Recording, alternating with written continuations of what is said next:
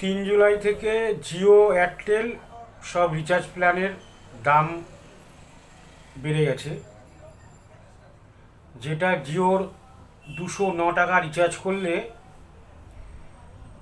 1 GB করে 28 দিন validity ছিল, সেটা এখন 249 টাকা রিচার্জ করতে হবে।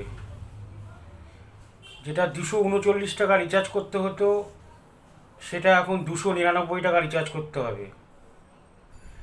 যেটা 299 টাকা রিচার্জ করতো 2 জিবি করে 28 দিন, সেটা এখন 349 টাকা রিচার্জ করতে হবে। যেটা 666 টাকায় 1.5 জিবি করে 84 দিন ভ্যালিডিটি ছিল, সেটা এখন 799 টাকা রিচার্জ করতে হবে। যেটা 719 টাকা রিচার্জ করতে হতো 84 দিন 1.5 জিবি করে, সেটা এখন 859 টাকা রিচার্জ করতে হবে। 3 জুলাই থেকে সব রিচার্জের দাম বেড়ে যাচ্ছে জিও এয়ারটেল।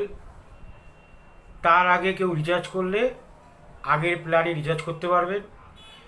এটা আপনারা একটু শেয়ার করে দিন। 3 জুলাই থেকে জিও এয়ারটেলের রিচার্জের প্ল্যান বেড়ে গেছে।